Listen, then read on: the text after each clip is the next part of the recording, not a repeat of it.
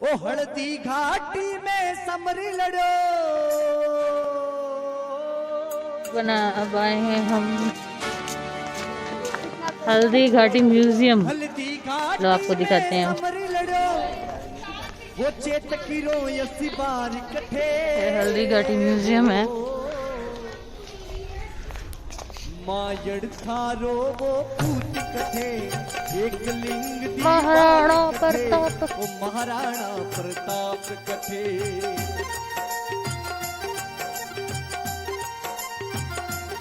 ओ हल्दी घाटी में समरी लड़ो। हल्दी घाटी में समरी लड़ो। वो चेतकीरो यसी बार कठे। मायड़ थारो वो पूत कठे। एक लिंग दीवान कठे। वो महाराणा प्रताप कठे। म्यूजियम महाराणा। मनोहर लगे बोले भारत माता की जय हो।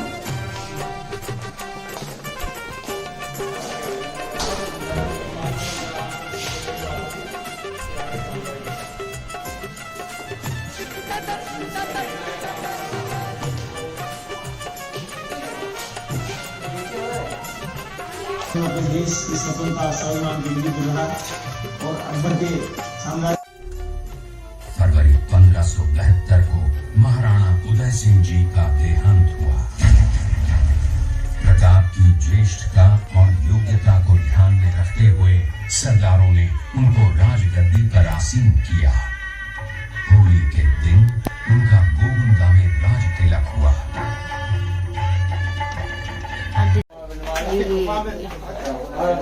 ये हम एग्जिट हुए हैं। अब थोड़ी सी हमें 10-15 मिनट की मूवी दिखाई दी। अंधेरा है वरना काफी कुछ अच्छा सा दिख रहा है।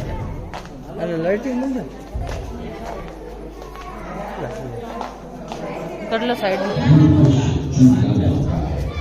हल्दी घाटी के बाद महाराणा प्रताप अपनी प्रतिज्ञा का पालन करने के लिए वनवासी जीवन व्यतीत करने लगे। उनके पास पर्याप्त संपत्ति नहीं थी तो उनके वित्त मंत्री भामाशाह ने अपनी सारी सुख सुविधा को छोड़कर अपने राजा को स्वयं का धन 25 लाख रुपए व राजकोष में 20,000 अशर्फियां देश के लिए अर्पित की, जिससे महाराणा प्रताप ने 12 वर्षों तक अपनी सेना को संगठित किया, सैन्य शक्ति को बढ़ाया और मेवाड़ मातृभूमि को आजाद करवाया। कृपया अब आप सब आगे की तरफ देखिए। ये कुंभलगढ़ किला है। इस किले का प्राचीन नाम मच्छिंद्रगढ़ है। इस किले का निर्माण महाराणा कुंभा ने करवाया था। इस किले के अंदर 9 मई 1540 ईस्वी में महाराणा प्रताप का जन्म हुआ था। इस किले की ऊंचाई समुद्र तल से 3568 फीट की है। इस किले की दीवार 36 किलोमीटर तक फैली हुई है। इस दीवार का नाम ग्रेट वॉल ऑफ चाइना के बाद द्वितीय पायदान पर दर्ज है। इस किले के अंदर 360 प्राचीन मंदिर हैं। उन मंदिरों में से जग प्रसिद्ध महादेव का मंदिर सबसे प्राचीन है। कुंभलगढ़ किला यहाँ से 65 किलोमीटर की दूरी पर है। कृपया अब आप सब प्राचीन राजधानी चित्तौड़गढ़ का है। इसी किले के अंदर महाराणा प्रताप का बचपन बीता था। इस किले की तलहटियों में महाराणा प्रताप ने अपने गुरु से शिक्षा प्राप्त की थी। ये किला 12 वर्ग किलोमीटर में फैला हुआ है।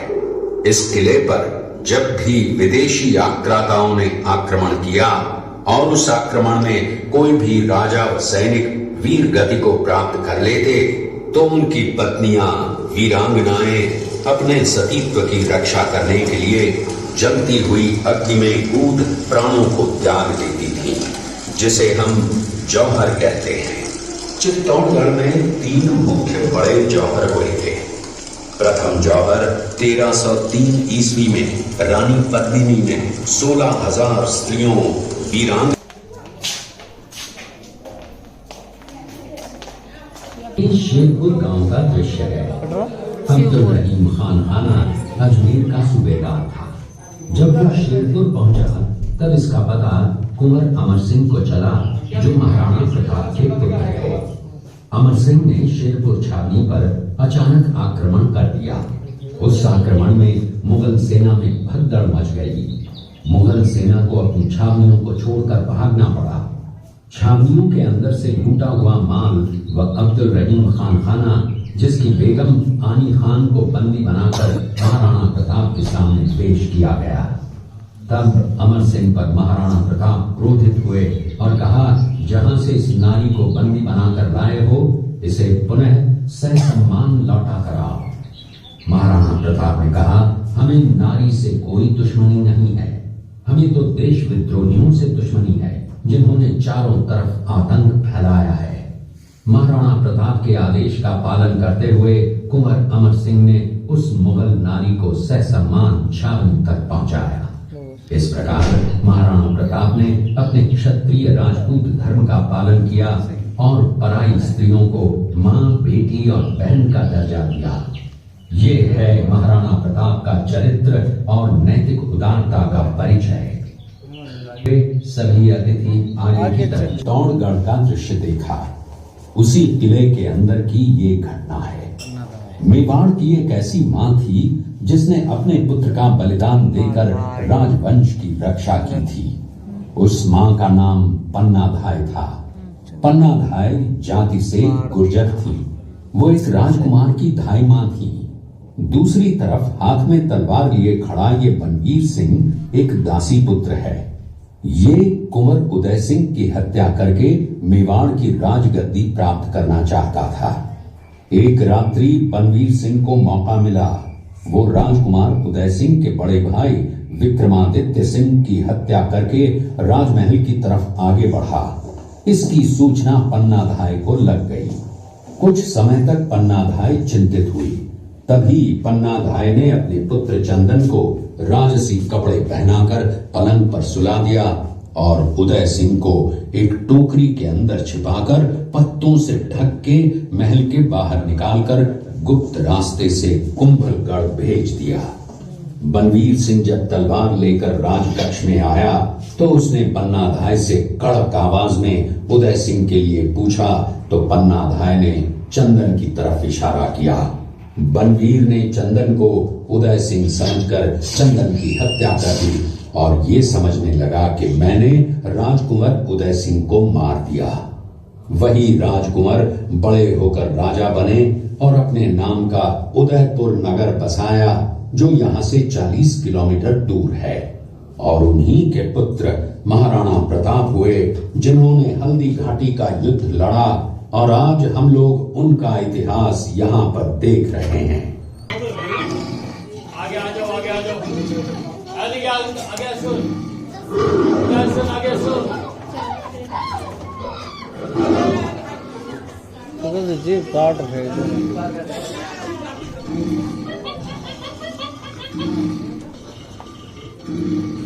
ये घटना महाराणा प्रताप की वीरता को दर्शाती है। एक समय नरभक्षी बाघ का आतंक छाया हुआ था। महाराणा प्रताप ने उस बाघ का शिकार कर उस बाघ को मार डाला। ये घटना महाराणा प्रताप की वीरता की प्रतीक है। कृपया ये महाराणा प्रताप अपनी प्रतिज्ञा का पालन करते हुए। महाराणा प्रताप ने प्रतिज्ञा की थी कि जब तक अपनी मातृभूमि को शत्रुओं से मुक्त नहीं करा लेता, तब तक न तो मैं महलों में रहूंगा, न किसी धातु के पात्र में भोजन करूंगा, न किसी गद्दी के बिछौने पर सोऊंगा। पत्ते ही भोजन के पात्र होंगे, जमीन ही बिछौना होगा। इस प्रतिज्ञा का पालन उन्होंने 21 वर्षों तक जंगलों में रहकर किया। चलेंगे साहब आगे।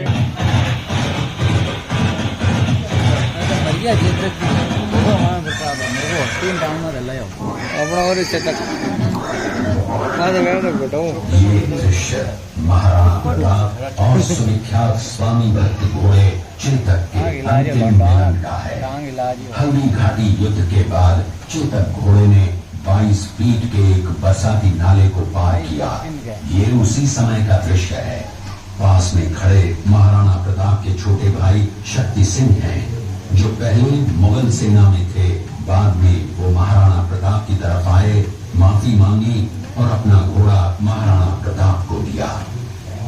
ये देखते हुए सभी अतिथि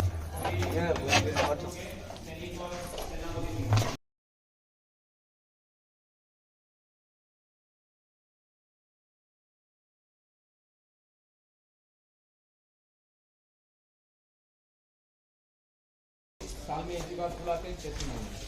पिंक कलर का गुलाब का फूल आता है। इन्हीं गुलाब के फूलों से यहाँ पर गुलाब जल, गुलकंद, शरबत तैयार करते हैं। 10,000 गुलाब के फूल, 20 लीटर पानी मिलाकर फूलों को पानी के साथ में उबाला जाता है। जो स्टीम बनता है वो गुलाब जल है। आंखों में डालने, मिठाई, मेकअप, पूजा में गुलाब जल काम में लेते हैं। गुलकंद बनाया जाता है जो गैस, कब्ज, एसिडिटी, पेट की ठंडक के लिए गुलकंद खाया जाता है। गुलाब की पत्तियों से गुलाब का शरबत तैयार करते हैं। हल्दीघाटी क्षेत्र का फेमस है गुलाब जल, गुलकंद, शरबत। यही का बनाया हुआ नेचुरल प्रोडक्ट है। म्यूजियम का शॉप है। सैंपल टेस्ट फ्री है। सैंपल बताएंगे आपको। देखो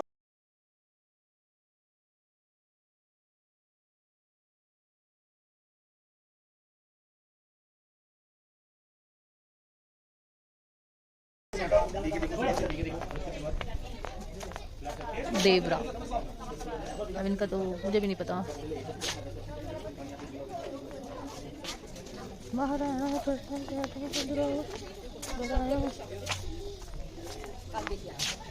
कालबेलिया डांस,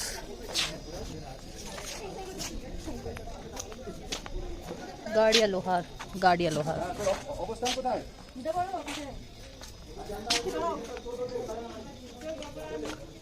हाँ, ये बैल की सहायता से ऐसे पानी निकालते थे कुएं से।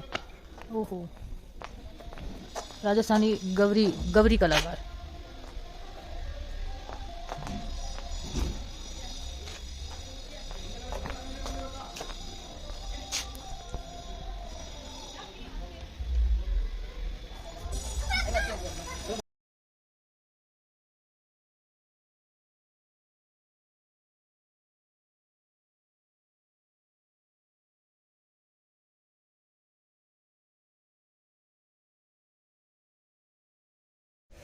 तो अब हम जा रहे हैं एग्जिट की ओर। तो ये था पूरा म्यूजियम हल्दीघाटी का। अगर आपको पसंद आया है तो लाइक कीजिए।